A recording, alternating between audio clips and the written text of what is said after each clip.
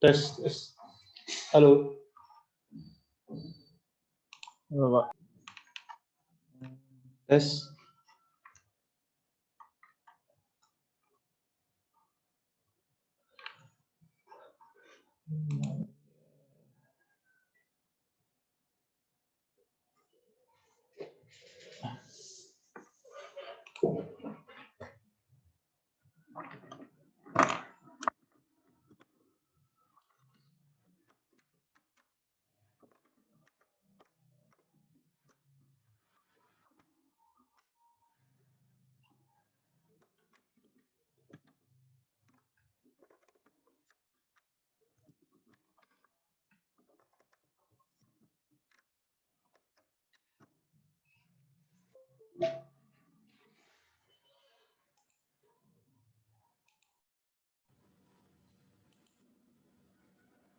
Halo, tes.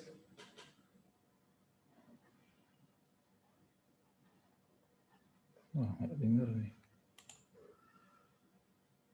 Lois, Ya, Pak. kamu nggak kau jawab? Udah saya bilang tes, tes, tes, kok nggak kau jawab? Tadi saya baru balik ini, Pak. Oh iya, balik dari akuran. Oke, Mati, Pak. berarti dengar ya semuanya ya? Jelas, Pak. Dengar, Pak. Oke, saya share screen dulu.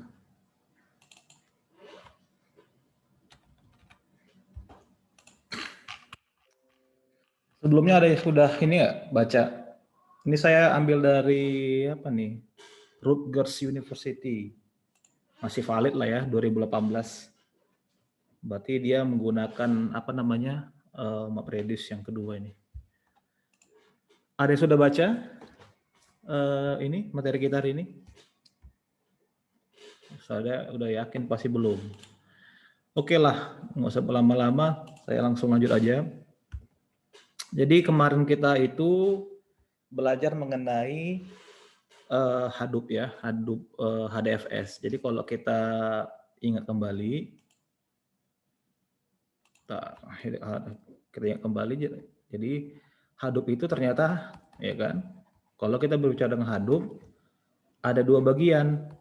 Yang pertama HDFS, yang kedua namanya MapReduce. Ya, jadi jangan salah-salah. Jadi kalau seandainya Anda mau melamar pekerjaan sebagai data engineer misalnya, kemudian Anda ditanya tentang Hadoop, nanti Anda bilang, oh ternyata Hadoop itu MapReduce saja, enggak. Nah, jadi Hadoop itu ada dua bagian, HDFS dengan MapReduce. Ya, ini hanya flashback aja. Si HDFS ini fokus terhadap bagaimana kita men-store data kita, ya, simpan file. Sedangkan MapReduce ini fokusnya untuk proses atau data processing lah kan, data processing. Ya, data processing ini dilakukan secara paralel, ya. Nah, yang akan kita bahas hari ini adalah tentang si MapReduce. Seperti itu. Ya, jadi kemarin saya kan sudah kasih tahu ada yang namanya job tracker, ada yang namanya job manager, task tracker dan lain sebagainya. Itu merupakan Hadoop yang versi pertama, ya kan? Hadoop versi yang pertama. Sekarang kita udah menggunakan Hadoop versi 2. Nanti kalau kita latihan itu Anda harus mendownload Hadoop yang versi kedua, ya. Memang sudah ada yang Hadoop versi ketiga, ya. Perbedaannya adalah mereka sudah menggunakan GPU untuk pemroses datanya. Sedangkan yang versi keduanya ini dia masih CPU based. Seperti itu ya. Oke. Mari kita akan lihat perbedaannya di mana. Nah, jadi kalau kita berbicara mengenai distribusi sistem, ya kan? Kemarin kita bagaimana mendistribusikan pekerjaan ke beberapa node, ya kan? Jadi kalau seandainya Anda menerapkan secara atau menggunakan apa namanya itu microservice contohnya, artinya masing-masing node misalnya masing-masing node Anda tanam service A misalnya atau node A Anda tanam service A, Node B Anda tanam service B, dan node C Anda tanam service C, misalnya seperti itu, ya kan. Node itu adalah sebuah komputer, physical computer, ya.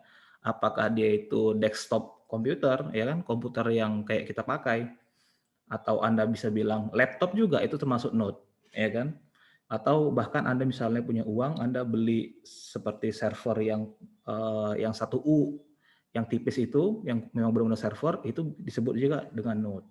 Ya, jadi masing-masing node itu kita tanam, oke, mungkin satu atau dua service, kemudian masing-masing service itu, masing-masing node itu akan menjalankan service yang ditanamnya seperti itu. Nah, di situ kita sebenarnya sudah mendistribusikan pekerjaan. Nah, sekarang bagaimana kalau kita berhadapan dengan data yang sangat besar? Kalau Anda menggunakan microservice, oke, data yang Anda handle itu ya mungkin nggak begitu besar, ya kan?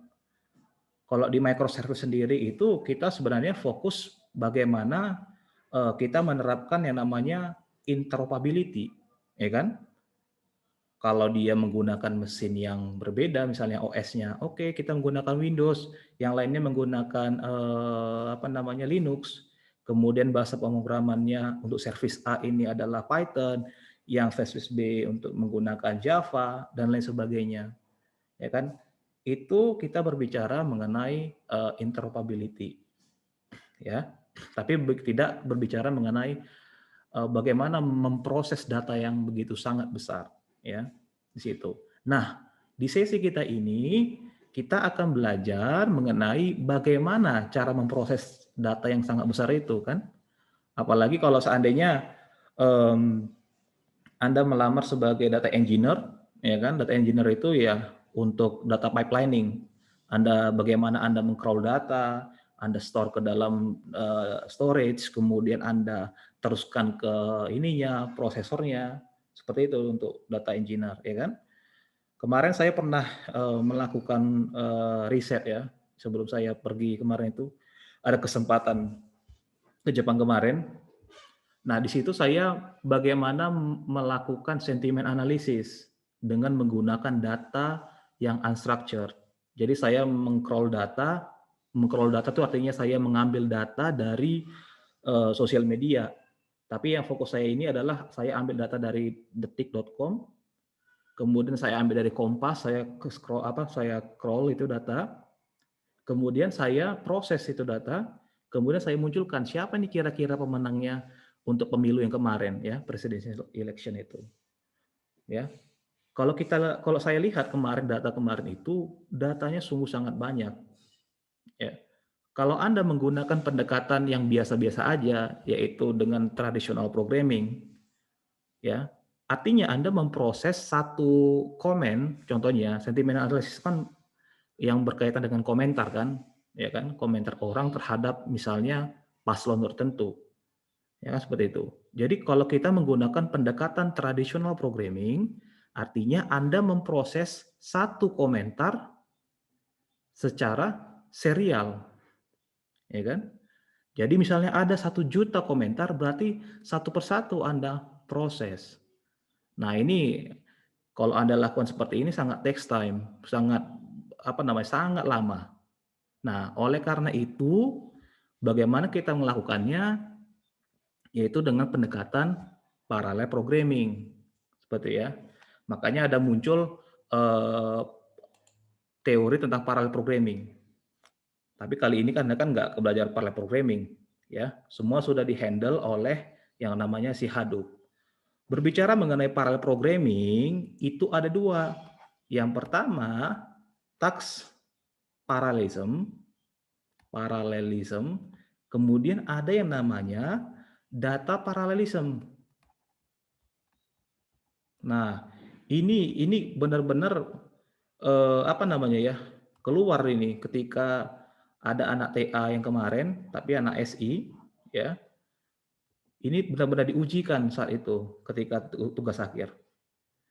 Jadi ada berapa paralelism yang Anda ketahui? Ada 2. Yang pertama task parallelism, yang kedua data parallelism, ya. Nah, untuk si task parallelism itu berbicara kemampuan untuk mengeksekut yang namanya kemampuan untuk eksekusi, ya kan, task, ya kan, yang berbeda-beda,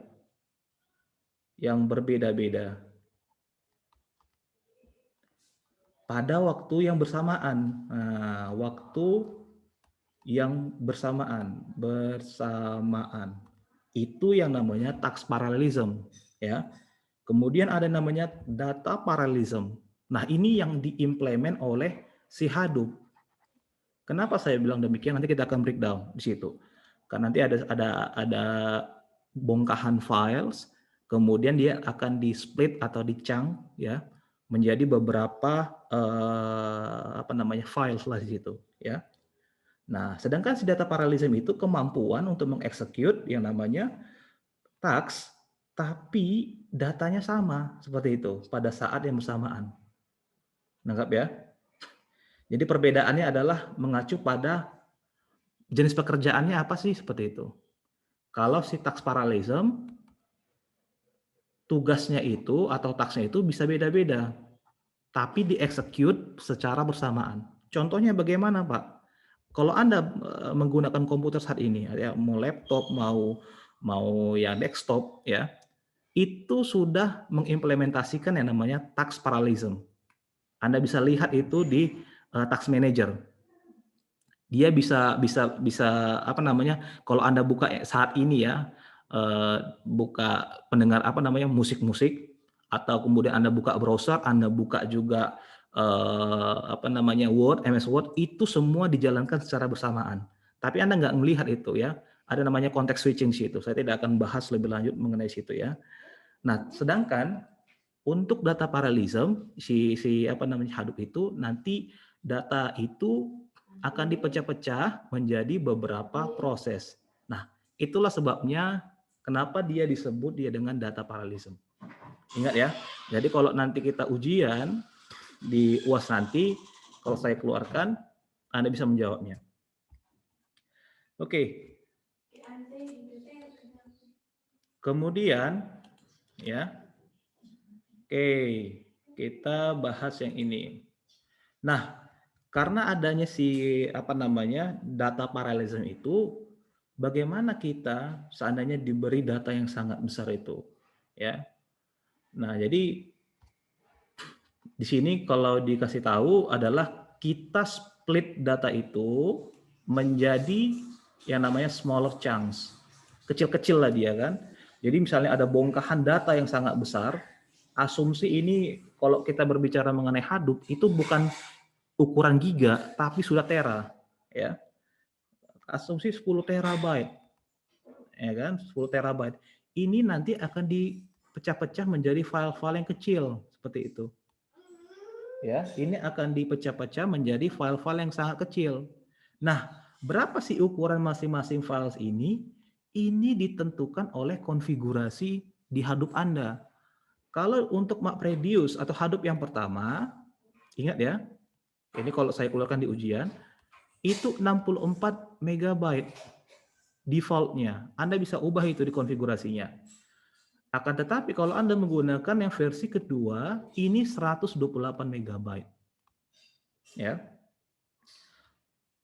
Oke, file-file ini bukan lagi dalam bentuk, misalnya Anda simpan dalam bentuk TXT, ya.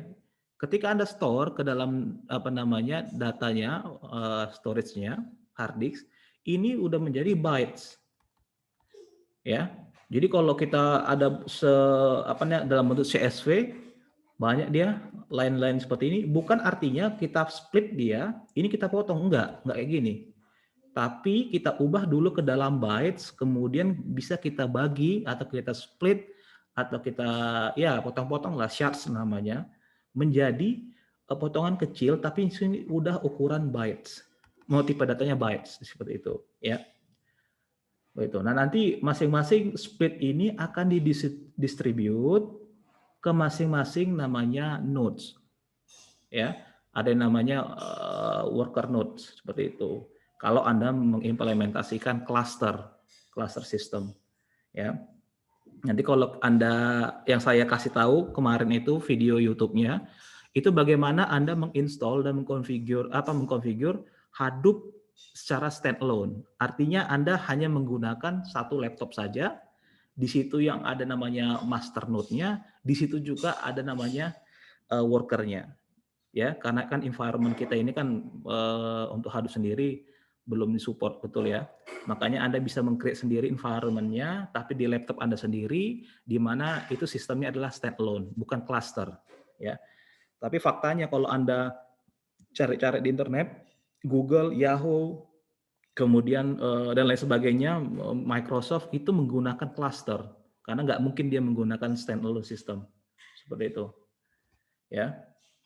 Nah, jadi masing-masing nodes ini akan ditanam yang namanya MapReduce job. Nah, dan itulah yang tugas Anda, bagaimana Anda membuat MapReduce job itu untuk memproses data-data yang ada di masing-masing chunks ini. Seperti itu. Ya, itu nanti. Oke. Nah, di sini dikasih tahu bahwa MapReduce itu katanya dibuat oleh Google pada tahun 2004 oleh Jeffrey Dean dengan Sanjay, orang India ini, ya, terinspirasi dari bahasa pemrograman LSP. Ini nggak saya akan fokuskan. Ya.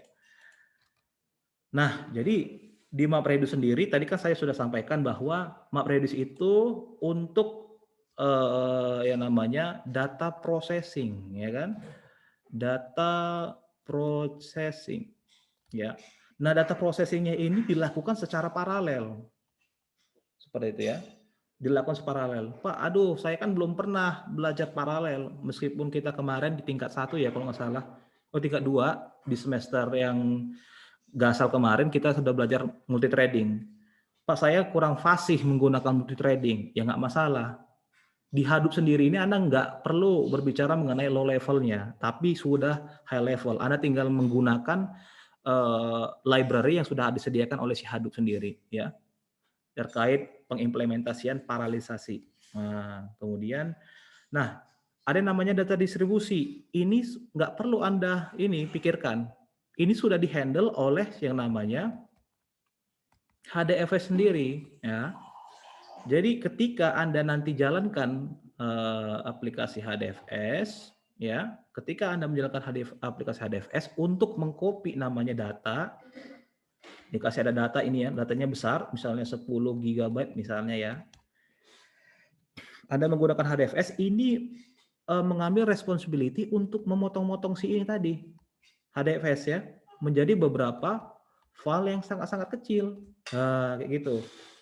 Kemudian file yang sangat kecil ini akan didistribute ke masing-masing yang namanya worker atau data nodes lah disebut dia. Ini misalnya PC kita, ini PC kita, ya kan? Ini PC kita, seperti itu. Ini akan didistribute ini ke masing-masing worker atau data nodes, ya. Nah, bagaimana kita tahu file yang satu, ya, itu lokasinya di data nodes A misalnya, atau file yang ini lokasinya di data nodes C misalnya. Nah, itu nanti ada yang namanya name node. Nah, ya, name node inilah yang mencatat historinya atau yang men-track di mana sih data yang split ini disimpan kayak gitu. Di mana sih lokasinya? Itu disimpan di dalam name node, ya. Di dalam namanya metadata. Metadata ini ya terdapat di dalam name node, ya. Dia akan merecord semuanya. Seperti itu. Oke. Kemudian untuk load balancing, ya, load balancing ini juga nggak perlu Anda khawatirkan. Oh ya Pak, saya kemarin mengimplementasikan microservice untuk API gateway-nya, ya, yang terkait mengenai load balancing itu susah sekali gitu. Meskipun saya menggunakan third party, itu Anda tidak perlu lagi kalau di HDFS ini. Sudah dihandle secara otomatis oleh yang namanya, kalau Anda menggunakan Hadoop versi 2, ada yang namanya Yarn. Ya, yet another resource node, seperti itu ya. Nah, di Yarn sendiri ini ada yang namanya, kalau kita belah lagi dia, ada yang namanya resource manager, kemudian ada namanya node manager. Ya, resource manager inilah yang menghandle yang namanya load balancing. Anda nggak perlu khawatir sih itu. Ya, kemudian ada masalah fault tolerance. Fault tolerance ini apabila contohnya ya, salah satu worker kita itu mati. Nah, bagaimana kita menghandle itu, Pak? Itu sudah dihandle juga otomatis oleh si yang namanya resource manager. Dia tahu di situ ya. Oke, misalnya ini lagi mati, dia akan meng-assign job itu ke node yang load-nya masih sedikit seperti itu. Itu sudah dihandle secara otomatis. Ya. Nah, itu peran dari si MapReduce dan kita akan bekerja di MapReduce-nya ya, bukan di bagian HDFS-nya. HDFS-nya hanya sekedar bagaimana kita mengcopy data ke dalam storage. Oke, next. Nah, siapa sih yang sudah menggunakan Hadoop ini? Udah sangat banyak. Sudah sangat banyak. Ini masih perusahaan yang sangat terkenal ya, kayak Google, kemudian ada yang namanya Amazon. Kalau Anda menggunakan Google, saat ini yang pernah saya gunakan adalah GCP, itu Dataproc ya. Kalau Anda penasaran bisa menggunakan Dataproc. Ya. Nah, untuk Dataproc sendiri Anda harus berbayar ya, Anda harus menggunakan kocek juga ya. Kemudian kalau di Amazon sendiri dia menggunakan juga Hadoop MapReduce ya, tapi instance-nya EC2 seperti itu. Ada juga Microsoft kalau Anda lihat, ada juga ini sudah ya Google Cloud ya, atau disebut juga GCP, Google Cloud Platform. Nah, ini perusahaan-perusahaan besar yang sudah mengimplementasikan. Tapi kalau Anda nanti bekerja, itu semua perusahaan yang besar kalau Anda bekerja sudah rata-rata menggunakan Hadoop. Nggak akan mungkin Anda membuild from scratch ya proses paralisasi seperti itu. Nggak akan mungkin itu. Pasti Anda menggunakan namanya framework, yaitu Hadoop. Kalau nggak Hadoop, nanti Anda menggunakan Spark, ya, atau Anda menggunakan Flink, seperti itu. Oke, ada nggak kira-kira pertanyaan dari sini? Saya akan share slide yang lain. Oke, ada nggak pertanyaan dari sini?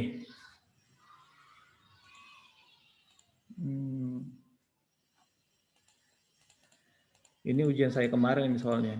Oke. Next apa ini? Saya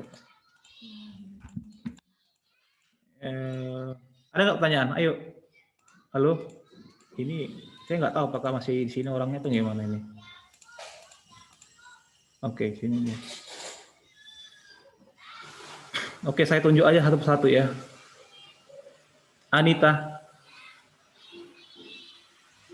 Ya, Pak. Ya, silakan hidupkan ini. Tampilkan wajah Anda. Iya. Anita, kira-kira apa sih perannya dari si HDFS? Mengcopy data, Pak, yang akan didistribusikan ke masing-masing Docker, Pak. Oke, good ya. Ya betul ya. Jadi HDFS itu perannya hanyalah mengcopy data. Jadi Anda nggak usah pusing-pusing bagaimana sih memecah-mecah file yang sangat besar itu menjadi file-file yang kecil, nggak perlu lagi. Cukup sediakan data, udah panggil aja HDFS-nya, selesai kan di situ. Oke, sekarang saya mau tanya siapa sih? Si Mia lah dulu. Halo Mia. Halo Mia. Ya kan, saya yakin ini nggak di tempat ini orangnya ini. Halo Mia. Ya, silakan Anda semua munculin wajahnya.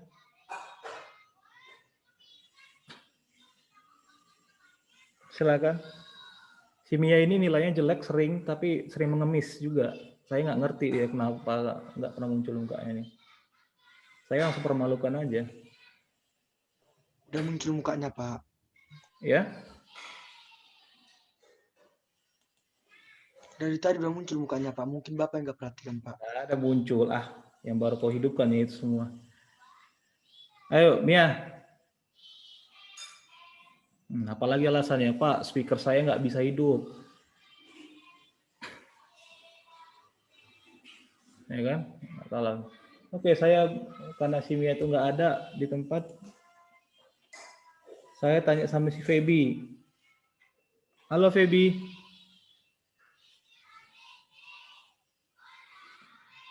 Halo Feby. Ya kan, lagi-lagi sama kan manusia-manusia pengemis nilai gini nih. Tapi nanti ngemis-ngemis tuh paling apa? Nggak pernah saya balas komentar kalian. WhatsApp kalian nggak akan pernah saya balas itu karena kayak gini tipenya. Baru bangun tidur. Halo Feby.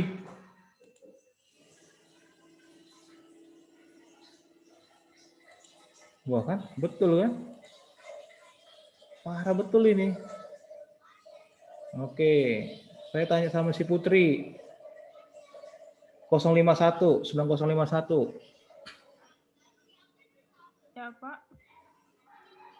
Mana Putri? Halo, Pak. Mukanya munculin. Halo, Pak. Kameranya memang nggak bisa. Wah Pak. kan, ala alibi. Kameranya Iya, Pak, nggak serius, bisa Pak. munculin. Tapi kemarin video call sama pasanganmu, kau bisa munculin. Bersolek dulu. Nggak ada, Pak. Alah. Oke, Feby lagi Putri. Saya mau tanya tadi kan mengenai load balancing. Itu siapa sih kalau yang menghandle di Hadoop yang versi kedua? Yang menghandle Hadoop versi kedua, Pak. Iya, yang menghandle load balancing siapa sih?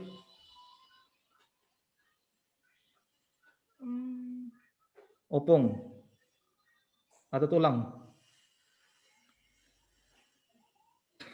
Kan nggak tahu kan.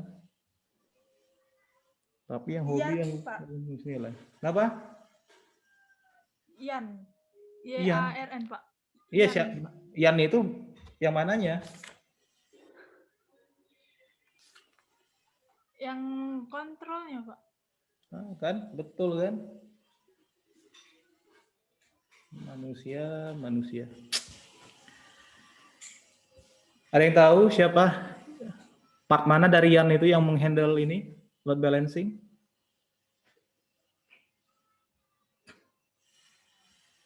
Tak ada satupun. Resource manager. Resource manager. Iya, good. Resource manager. Ya. Wah, udah calon gagal ini manusia-manusia ini. Oke lah. Ada pertanyaan dari yang sudah saya sampaikan? Pasti nggak ada. Oke, nggak ada ya. Sudah tahu yang saya jawabannya itu pasti nggak akan ada. Nah, di sini kelihatan ya. Ada arsitekturnya Hadoop 2. Ada yang nggak kelihatan? Sebelum saya jelasin secara detail. Ada ya. Oke, good. Nah, di sini saya ingin ceritakan, saya ingin berdongeng dulu sedikit. Ya, jadi kalau Anda menggunakan Hadoop 2 nanti di praktikum, client application ini merupakan program kalian, program MapReduce kalian yang kalian buat ya.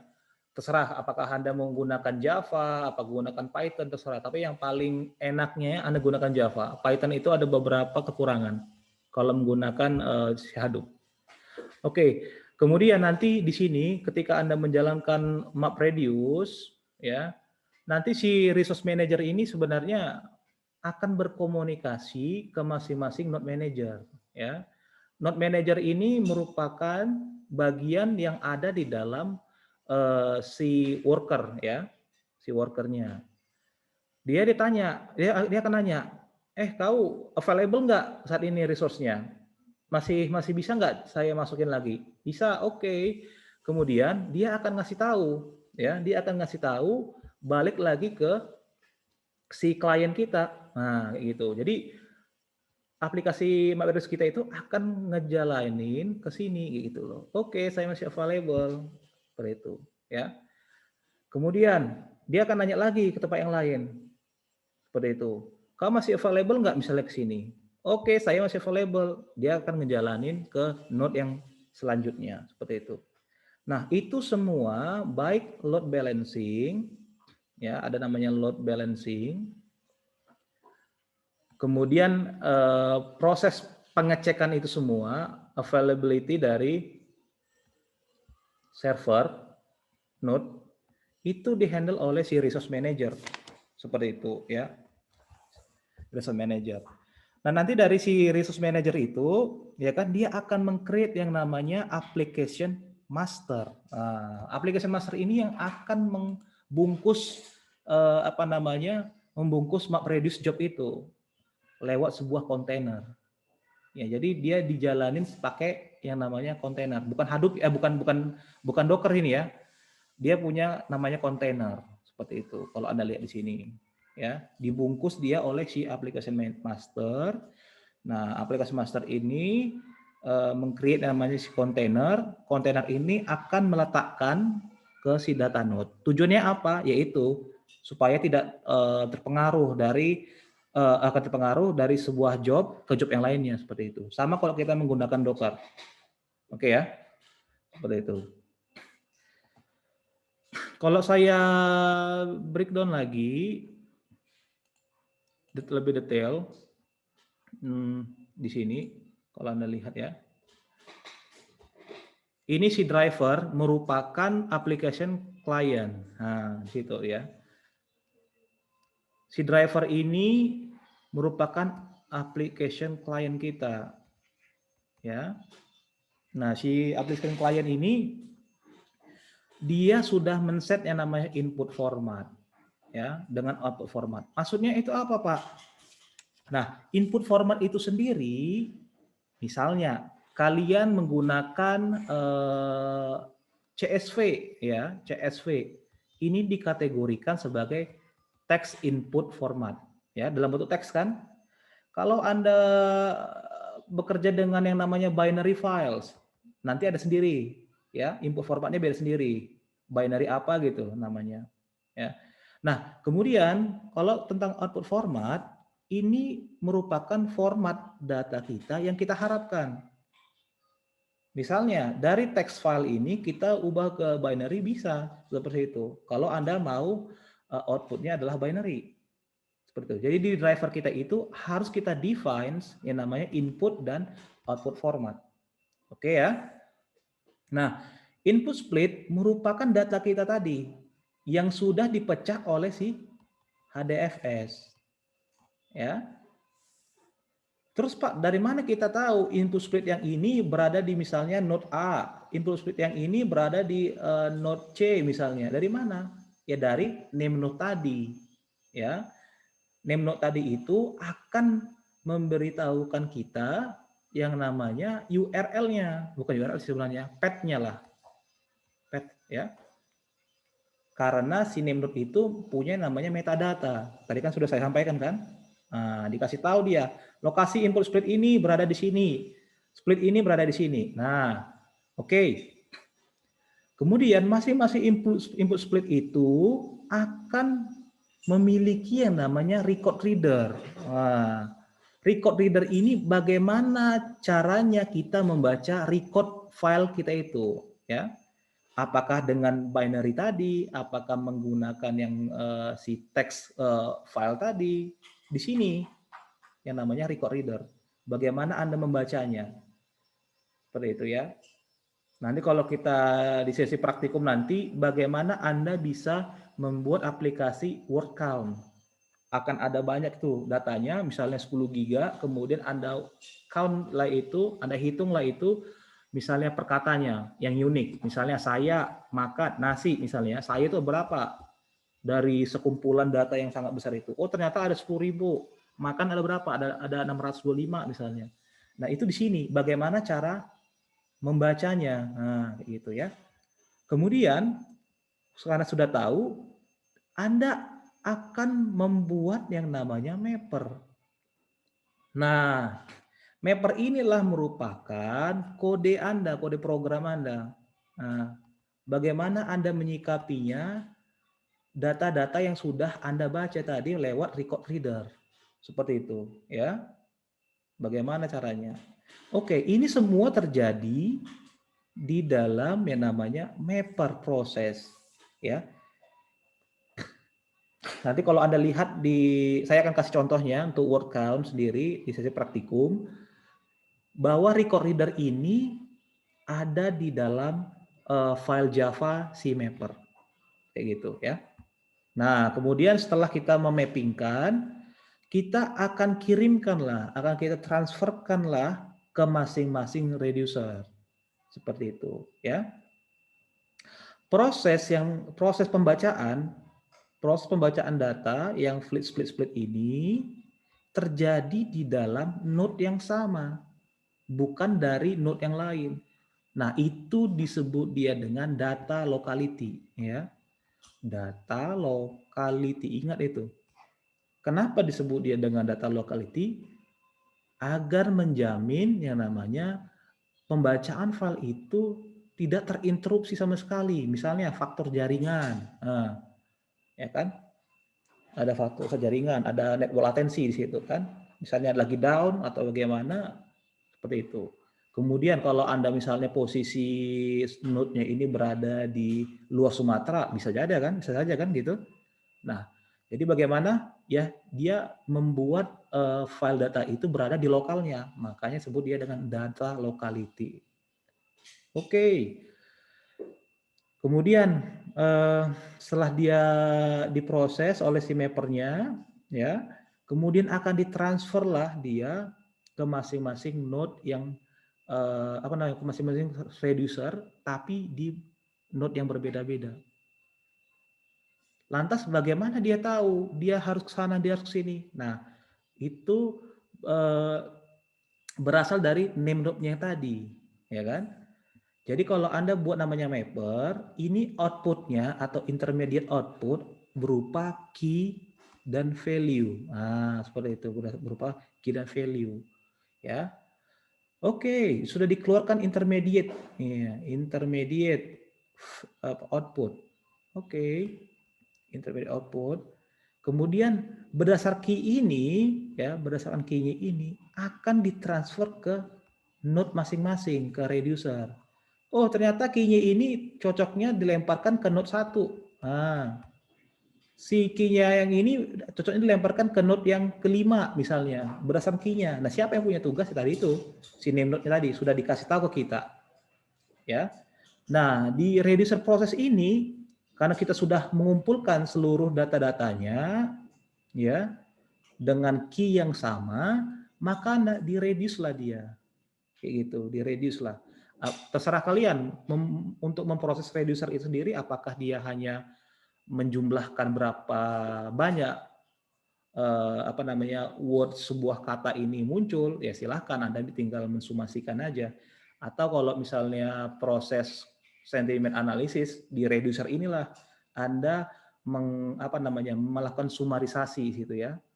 Anda summarize lah di situ oh ternyata komentar-komentar ini cenderung atau polaritasnya ke arah negatif atau ke arah positif. Jadi sini semua di reducer ini. Oke. Nah, sudah berhasil dia mengreduce itu, kemudian dia akan menuliskanlah outputnya lewat output tadi ya, output format itu. Karena kita sudah define ya. Sini kita sudah define outputnya apa. Oke, saya cuma pingin outputnya dalam bentuk teks juga, ya silahkan. Keluarlah outputnya dan akan juga disimpan ke dalam HDFS secara otomatis. Ya. Jadi di sini yang perlu saya kasih tahu adalah tugas Anda bagaimana membuat si mapper task dan si reducer task. Ya. Nah, di tengah-tengah ini ada yang namanya combiner. Combiner ini merupakan bentuk mininya si reducer, tapi terjadi di dalam mapper. Kayak gitu. Ya. Tujuannya apa? Kenapa kita butuh combiner? Combiner kan opsional. Tujuannya adalah untuk meminimalisir yang namanya transferring data. Ya, sudah di-combine lah duluan di mappernya. Oke, ini waktu sudah mau habis. Silahkan Anda join lagi ke sesi yang kedua. Takutnya mati. Oke ya. Silakan Anda join supaya saya bisa stop.